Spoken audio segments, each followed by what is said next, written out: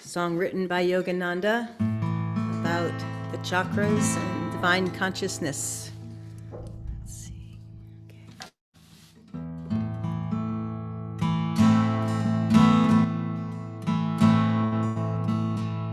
When soundless, one soundless roar doth come, when drowseth matter's dreary drum, on shores of bliss on booming breaks, all earth, all heaven, all body shakes. The bumblebee now hums along, baby Om does softly sing his song.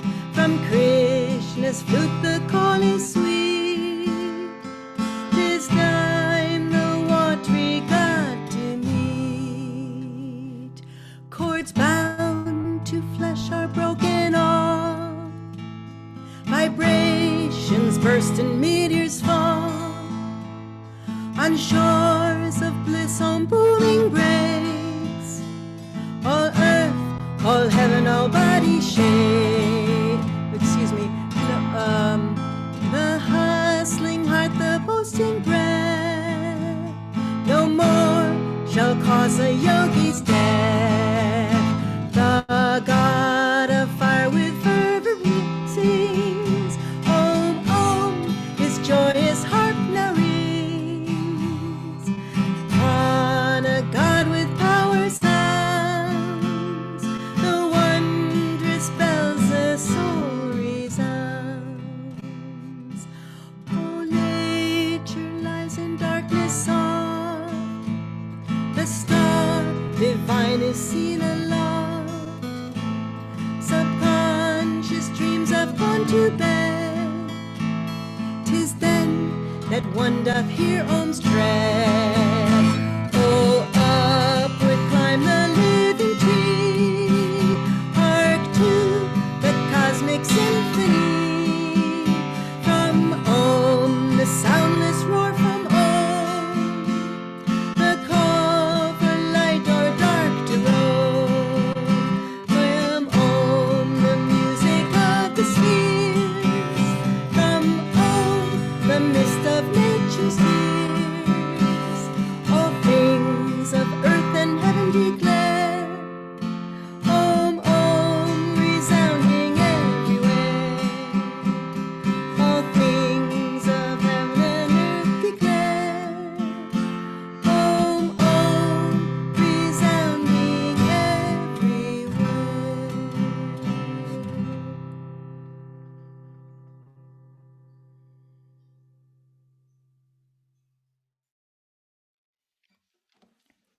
We'll take this chant into meditation. I am Om, omnipresent I am Om, all pervading I am Om, all blessed I am Om. Om, Om, come to me, oh come to me.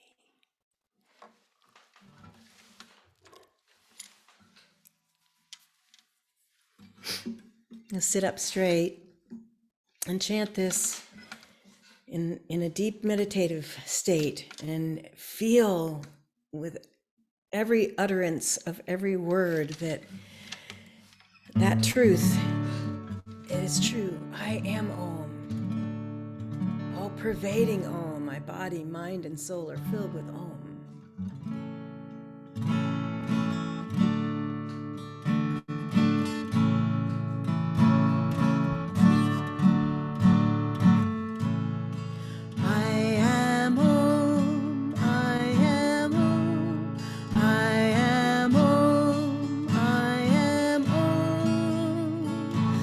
Omnipresence, I am Om. All pervading, I am Om. All blessed, I am Om. Oh, Om, come to me,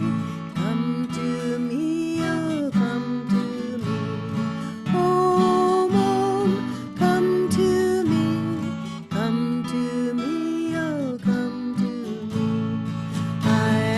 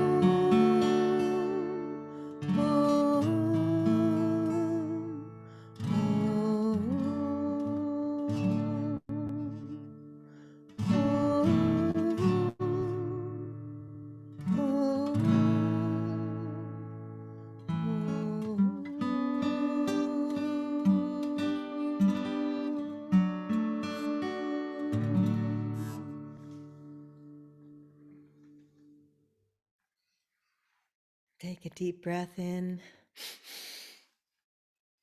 Exhale. And breathe in. Breathe in peace, joy, the vibration of Om filling your body, mind, and soul. Draw that energy to your heart. Open your heart. Pour all your devotion, your yearning, the desire to know God, to be one with that consciousness, leaving behind all cares and thoughts of the future, past. Now draw your attention up to the point between the eyebrows, the spiritual eye. Envision a great light there, deep blue field, vibrant, shimmering, the golden ring, and a tiny silver star in the center. Focus on that star. Put all your attention there. We'll meditate for 5 minutes. Keep coming back to the star in your forehead. Dive through that star into cosmic consciousness. And as your thoughts stray, just gently guide it back.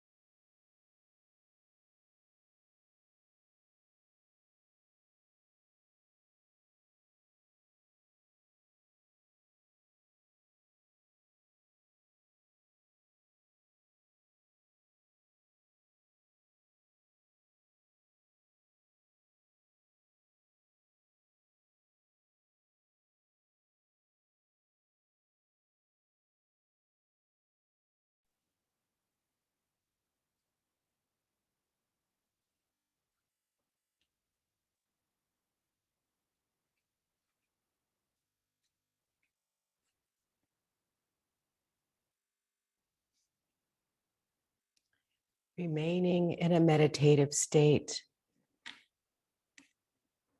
from affirmations for self-healing, the quality of sharing. True happiness is found not in possessions, but in sharing what one has with others. Thus is one's self-identity expanded as he learns to live in and enjoy a greater reality. People who gladly share with others feel themselves bathed by a constant inner stream of happiness. Sharing is the doorway through which the soul escapes the prison of self-preoccupation. It is one of the clearest paths to God. So let's affirm together in a strong tone, what I give to others, I give not away. What I give to others, I give not away. For in my larger reality, it remains ever mine. In my larger reality, it remains ever mine. I am happy in the happiness of all. I'm happy in the happiness of all. In a normal tone, affirm, what I give to others, I give not away. What I give to others, I give not away. For in my larger reality, it remains ever mine. For in my larger reality, it remains ever mine. I am happy in the happiness of others. I'm happy in the happiness of others. And now in a whisper, what I give to others, I give not away. For in my larger reality, it remains ever mine.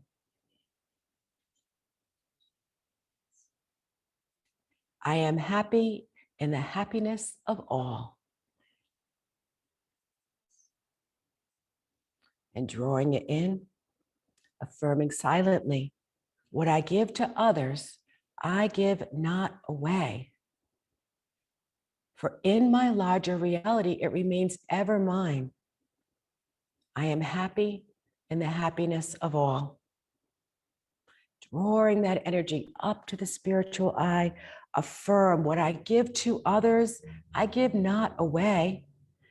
For in the larger reality, it remains ever mine. And I am happy in the happiness of all. The prayer, O infinite giver, teach me to find happiness through others.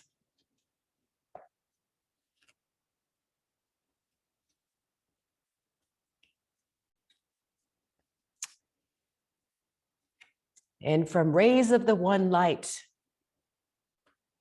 this week is week 5, the Mystery of the Avatara, or Divine Incarnation. Truth is one and eternal. Realize oneness with it in your deathless self within. The following commentary is based on the teachings of Paramhansa Yogananda. The Bhagavad Gita in the 4th chapter states, as we saw last week, O Bharata, whenever virtue declines and vice predominates, I incarnate on earth. Taking visible form, I come to destroy evil and establish virtue. What is the mystery of the divine manifestation? Great avatars such as Krishna and Jesus Christ are born as babies, even as we all are. They take human form and go through normal human experiences as they grow from childhood to adulthood. They eat and they play. They may seem to suffer sickness and disappointment like the rest of us. In what way are they different from other human beings? The important thing to understand is that even as they are like us, so are we also like them. Their realization can be ours too. They came on earth to show us our own divine potential. The difference lies not in the manner of their manifestation on earth, but in the consciousness which they were born. All things are condensations, so to speak, of the cosmic vibration, Om, described by St. John's Gospel as the Word. Most human beings, however, are unconscious of their divine origin. Avatars, on the other hand, come consciously as manifestations of that divine reality. And as the Gospel says in the first chapter, and the Word was made flesh and dwelt among us.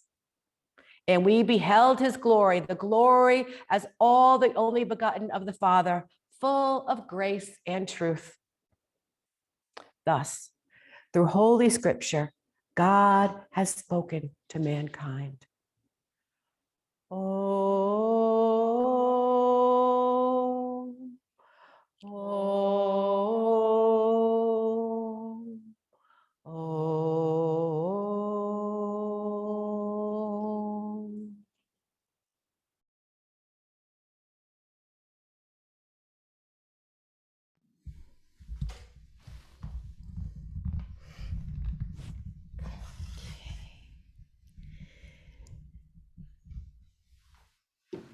So I'm happy that we have electricity all over the world and we can stay connected through Zoom. Okay. I'd like to start with this reading from Whispers from Eternity, Master's Book of Prayer Demands, which we read from every Sunday because he said, when I'm gone, read my whispers from eternity. Eternally through it I will speak to you. I think that's the quote. This is under the poems section at the end. God's Boatman. I want to ply my boat many times across the gulf after death and return to Earth's shores from my home in space. I want to load my boat with all those waiting, thirsty ones who have been left behind, that I may carry them to the opalescent pool of iridescent joy, there where my Father distributes his all desire-quenching liquid peace. Oh, I will come back again and again, crossing a million crags of suffering. With bleeding feet I will come, if need be, 1,000,000,000,000 times. As long as I know that one stray brother is left behind. I want thee, O God, that I may give thee to all. I want salvation that I may give it to all. Free me then, O Lord, from the bondage of this body, that I may show others how they too can be free themselves. I want thine everlasting happiness, but I want also to share it with others, that all my brothers may find the way to happiness forever and forever in thee. That is just one of my favorites. It's thrilling, isn't it? And that is really the definition of Avatar, one who is willing to return again and again 1,000,000,000,000 times, as long as one stray brother is left behind. I was thinking, because Avatar didn't, it seems to have come into a new definition in our Western culture. I mean, in the 60s, of course, that brought yoga and karma, dharma, guru, all these things. But in recent years, Avatar has come to mean, I don't know, some sort of emoji, I think, that looks like you. I tried to make one once, and it was, I think if they could have that actually showed your true higher self and all the, your incredible godlike qualities, and then that would make sense to call it an avatar. But anyway, I was just laughing at how it has a funny, different concept definition than what we're talking about here. So what is an avatar? The mystery of the avatar. From the Gita reading, the Bhagavad Gita reading, the full reading is unborn, changeless, Lord of creation, and controller of my cosmic nature, though I am. Yet entering nature, I am dressed in the cosmic garment of my own Maya, or delusion.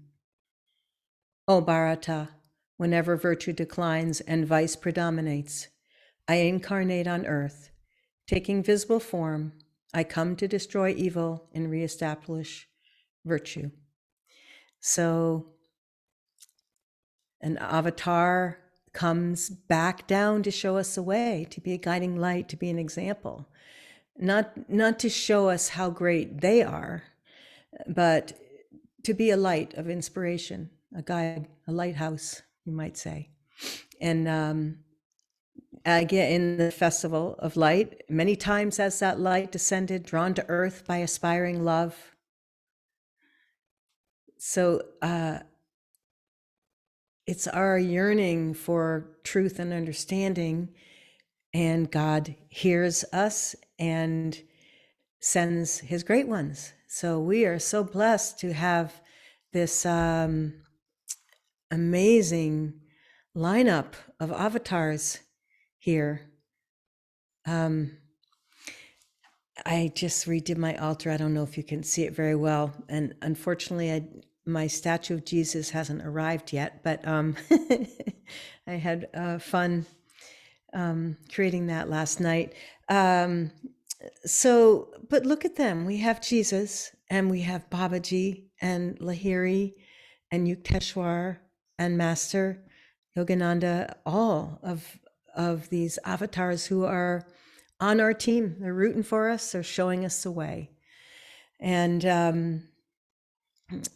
also from the festival, which is a wealth of, I think, I'm just going to divert here for a second. When Swamiji wrote the Festival of Light, he was trying to encapsulate these teachings in a kind of a poetic form that would be easy to understand, and you wouldn't get, it wouldn't be boring to be hearing it every Sunday. It's, equally inspiring now as it was when he first wrote it 30 some years ago, I think. Anyway, so many times, let's see now. Okay, from a life of infinite joy and freedom in God, willingly to embrace limitation, pain, and death for the salvation of mankind. Such ever has been the sacrifice of the great masters for the world. So that's Avatar. It's not really a mystery, it's a miracle. Everything is, in this life of this dream that we will wake up from. I'm thinking a lot about people who are passing over into the astral plane and who have. For me, the end of January, it's an interesting time because it's right when both my mother and my father passed. And dear friend, many of you know her, Ananda, she passed this morning. It was midnight California time. She went very quickly. Great soul and such inspiration. And so this is what we have so much to be grateful for, because it's not that unattainable. We think, oh, well, master was a master. All these ones, look at them, these avatars. It's a long way away.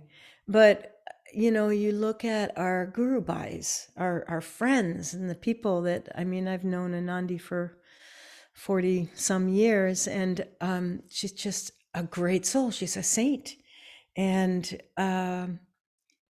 we all are, and we'll be coming more and more into our saintliness as we progress. And I want to tell a story. This actually was told by Uma. If you know Uma, She used to live at the village. She was Swami's secretary for many years. She's a British woman, and now she lives here in Assisi. And so she gave the talk this morning, and I'm going to borrow this talk from her. But it's a story actually about Devi. She didn't mention her name, but I'll just say a mother at Ananda village, and they had their share of gerbils and mice and pet rats and for their child. And they wanted to try something different because they put a lot of those animals into the ground. And so they went to the pet store, and somehow they came back with 2 chrysalises, cocoons. And so not a lot to destroy there. It's going to kind of do its own thing, and then it'll have this immersion and fly free. So it seems like a pretty safe bet, right? So the first one started to emerge, and it took about 3 hours, and it was just hard work pecking at the inside of the cocoon and trying to get free. And then after it got free, it had to sit there for a while because there was all this fluid all covering its body, and it had to get into the arms, and then it could be strong enough to fly away. And so time came for the second chrysalis, and they decided to help it a little bit because it was such hard work for the first one. So I guess they did little slits to help it get out of its sac more quickly, and it did. It got out very quickly. In a matter of minutes, and then it died. So it turns out that they found out later that it lived for a little bit, but then it died. And the reason why is because the hard work of getting out of the cocoon. I don't know the process of this. I probably should have looked it up, but and this fluid that was all over its body, it actually fed the wings, and it fed my understanding of the story anyway. And without that hard work and the ability for the fluid to, I guess, have to maybe be created by the hard work, it wasn't strong. It didn't make it. So the point here is that it's not going to be easy. If we're here listening to this, we've been around for millennium, how many lifetimes, who knows? We're really close because we even have an interest and a desire to know and to experience and feel that oneness of consciousness. And so, we know it's not going to be easy. And struggle is necessary, and it strengthens us and it makes us grow. Again, from the festival, buffeting winds are life's way of giving us strength and courage. That even fear, like shadows on a statue, gives light and substance to hope. So there's great hope, and we are so incredibly blessed to have a network. As we do, we have spiritual family and centers and communities and ways to connect, and these teachings, even a little practice of this inward religion will free one from dire fears and colossal sufferings.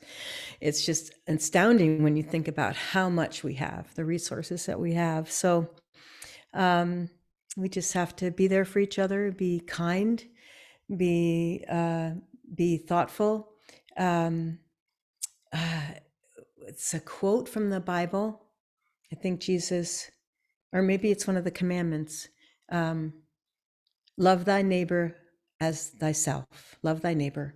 So that means everyone. The person that's in front of you, the person who cut in front of you in the line, someone who's really annoying to you, whatever. Love your neighbor. Be kind to everyone. And because we're all on this journey and we're all walking each other home.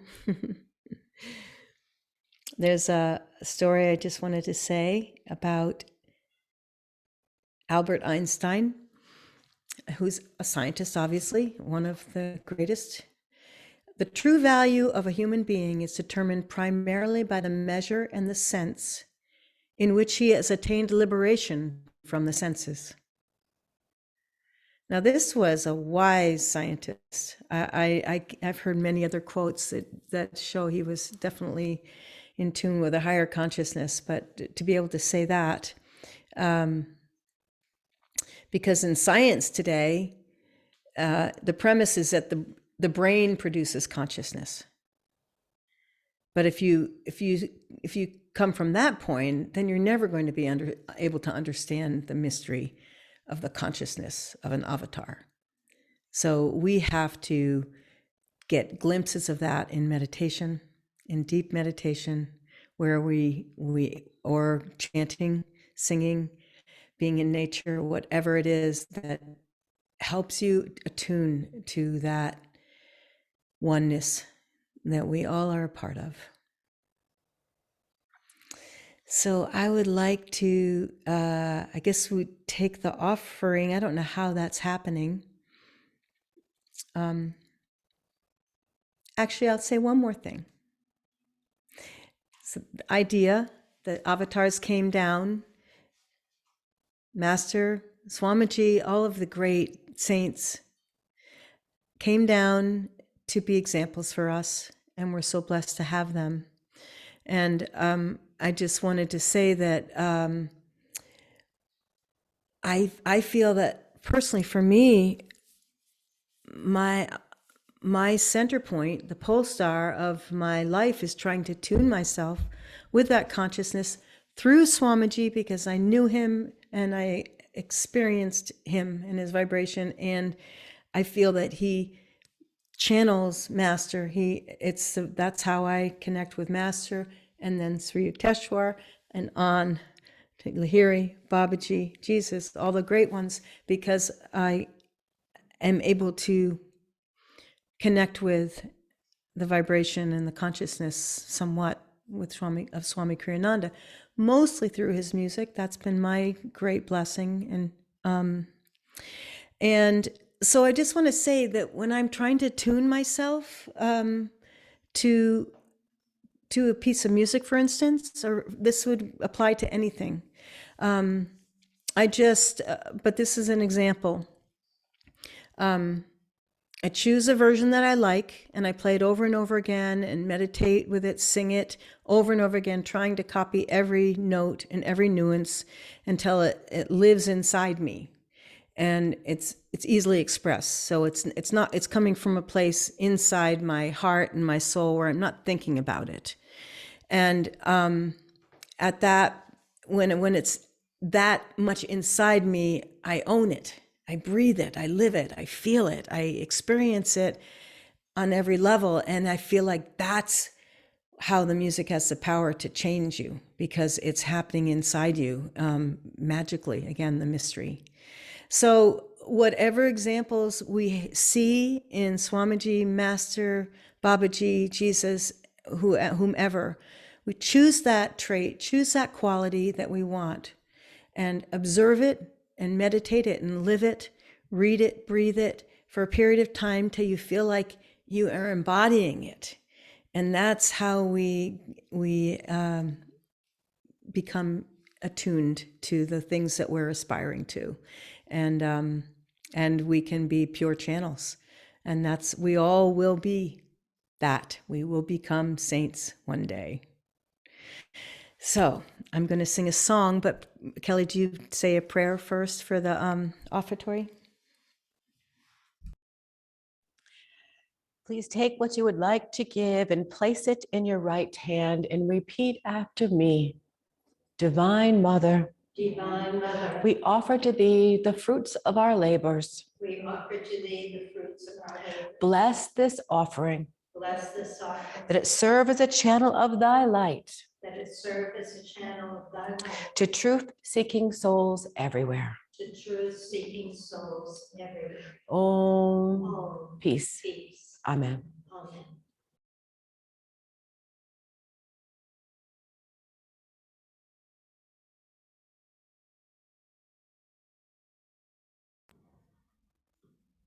Okay, so the song that I'm going to sing is the poem that I read from Whispers from Eternity. God's Boatman. This is adapted to music by a dear friend a long time ago.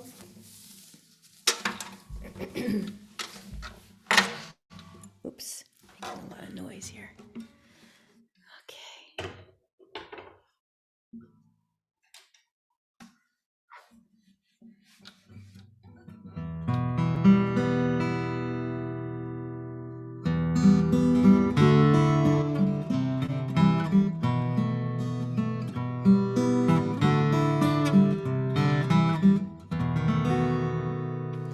I want to ply my boat many times across the Gulf after death.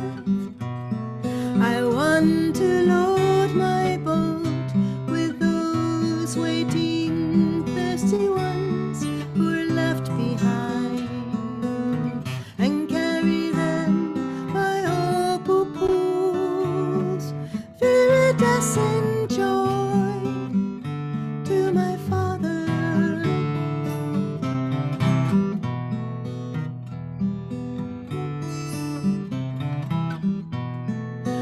Oh, I will come again and again, crossing a billion crags of suffering, with bleeding feet, trillion times, as long as one is left behind, as long as one of you seek my divine in me.